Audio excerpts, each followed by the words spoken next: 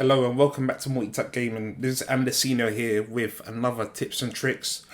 Before I begin, I want to say thank you to everyone that's watched our previous video on how to get 4K 120 Hertz on the Xbox Series X. It really means a lot, the amount of viewers that we've had and all the questions and comments that keep on coming in. It really means a lot, plus all the likes. Once again, if you do have any questions, please don't hesitate to ask. We will try to answer all of them, and if we can't answer them, we will point you in the right direction. But once again, without further ado, here's tips and tricks.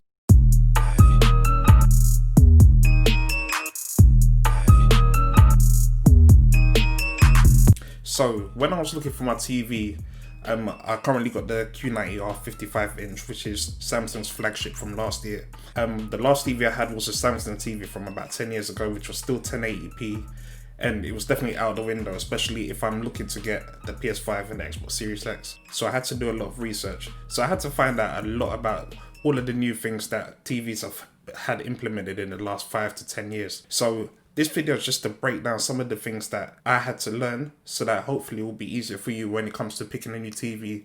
We will also try to do a video on what TVs to pick coming up so that you're ready for your PS5, Xbox Series X, or even if you just want to watch films and movies as well. So one of the first things that I was seeing a lot was 4K. So I'm hearing 4K, 4K, 4K, so I know it's good, but what exactly does 4K mean? So as I said previously, I had a 1080p Samsung TV. 4K basically has about 8 million pixels on the TV screen, whereas 1080p has about 2 million pixels on the TV screen. So what that basically means is, imagine your screen, you've got about 55 inches. You've got little dots all across the screen, alright? So on a 4K TV, you have 8 million of these dots. On a 1080p TV, you have about 2 million of these dots. So each dot represents a color. So say for example, a video of fire burning. So you've got your reds, you've got your yellows, you've probably got a bit of black and a bit of grey of the smoke. With 2 million pixels, they can only show a maximum of 2 million colours on that screen. Whereas with 4K, you can show up to 8 million colours or even more than 8 million colours on the screen. It looks so much better and is so much detailed. So when people mention 4K, that's what they actually mean. There's actually more pixels on the screen, which means that you can bring out more colours and bring out a bit more detail and vibrancy.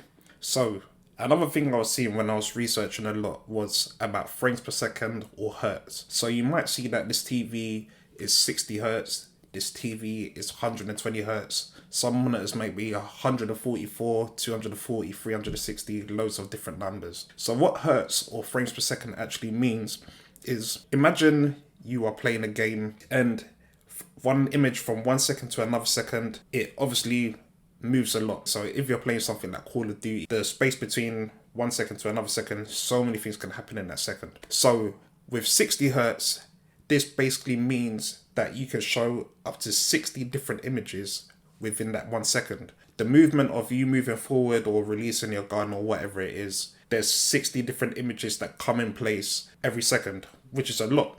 So it makes it a bit more easier for you to see other people and it makes the game a bit more smoother. But then once you start going up to the higher range TVs, you start getting stuff that are about 120 hertz. So this means that you get 120 images within a second, which makes it even much more smoother.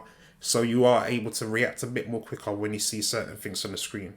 So when people mention hertz or frames per second in gaming, that's what they're talking about. When you're watching a film, however, most films are filmed in 24 frames per second. So it doesn't really matter, to be honest. A lot of TVs nowadays, 60 hertz is kind of the standard right now. Okay, so the next thing you might be seeing a lot of is HDR. That means high dynamic range. It basically allows a wider palette of colors to show more detail and more vibrancy. So for example, if you have a black, you would assume black is meant to look like black. However, you can get an even deeper black that really sucks you in. The same way that if you have a very bright white, you can have an even brighter white that really sucks you in as well. High dynamic range basically allows you to show even more colors, from down to your blacks, down to your brightest reds, your brightest blues, and everything in between. So it basically adds a bit more color, which makes it look a bit more better on the eye when you are watching different programs or playing games as well. So one thing you might be seeing a lot of nowadays is QLED and OLED. So with an OLED TV, they have the benefit of being able to actually switch pixels off. So for example, imagine you have a scene where it's completely black. and you have someone's face in the middle or something like that. OLED has the advantage of being able to turn off all the pixels where the screen should be black, so that you get an inky black, and it's so deep it looks like you're looking to an abyss. There's literally no color in it whatsoever. However, with an LCD TV or QLED TV or LED TV, they actually have to color in the black. So you would think that the black should be really, really dark. And normally it is quite dark, to be honest. However, it can't get as inky black as the OLED TVs do. So with a QLED TV, the main thing is that they have little nanoparticles at the back called quantum dots, which basically supercharges some of their colors. So if you have a red or yellow, bright colors, it makes it so bright. So one of the main benefits of having a QLED TV is if you have a house or a room that is very bright, the sun is always shining in it, QLED TVs tend to be much more brighter, which makes it easier for you to view. However, if you have an OLED TV, not that you will struggle in the bright room, but it might not be the best type of viewing. However, in a dark room, an OLED TV, it cannot be beaten. The blacks are black. There's no question about it. It looks amazing. So those are two new things that you might be seeing as well when looking for a TV. Now, we've now come into a new era of gaming. The PlayStation 5 is out, the Xbox Series X is out. You have new PC cards as well.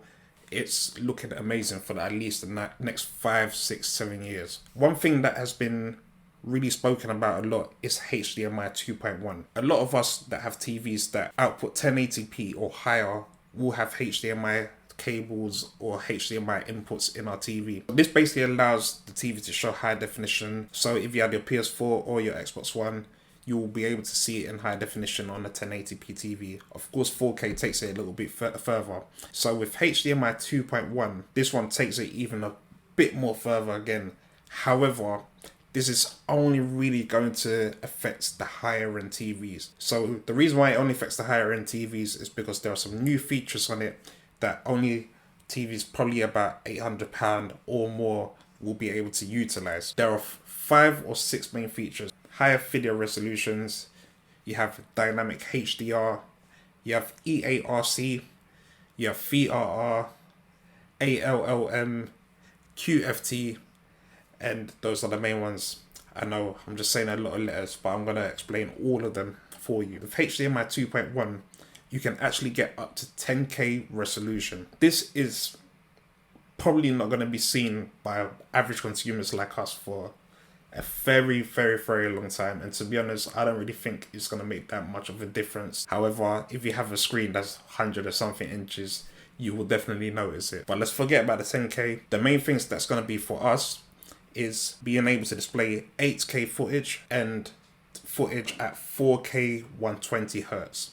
So with the 4K 120 Hertz, a lot of new games and a lot of new consoles will start to utilize 4K 120 Hertz. What that means basically is you will get the 8 million pixels of colors. However, you will now be able to get 120 Hertz, which means 120 images between each second. Whereas before, it was capped at 60 frames per second. So games like Ori and the Will of the Wisps, Call of Duty Black Ops Cold War, they will now be able to utilize 4K 120 Hertz. And believe me when I say you will see and feel the difference when you use it. So the next thing is dynamic HDR. So basically what this means is you've got your normal HDR where you have a very wide palette of colors. However, with dynamic HDR, whenever scenes are changing from black, white, red, green, whatever color it is, dynamic HDR is always making sure that you're getting the ideal values for the brightness, detail, and contrast at any time. So that means that whatever's showing on the screen, you're getting the best image whatsoever.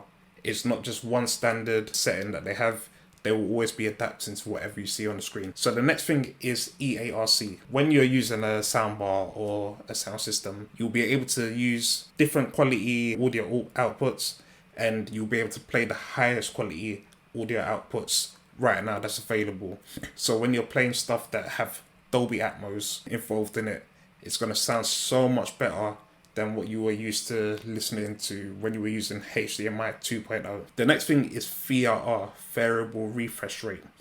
So this reduces screen tearing. So screen tearing basically happens Say for example, you're playing a game like Call of Duty, you're meant to get 60 frames per second. However, a lot's happening on the screen and the PlayStation is not able to handle it. So it might just decrease the frames per second to about 50. During that little point where it decreases it from 60 hertz or 60 frames per second to 50 frames per second, it will cause a little tear on the screen and might show 2 or more images on it. However, with variable refresh rate, if it goes down to 50 hertz, it will automatically tell the TV you need to go down to 50 hertz as well. So that means that you will never see any type of tearing. It will always look good no matter what. And then once the PlayStation is able to control what's going on the screen and go back up to 60, it will tell the TV, okay, now you need to go back up to 60.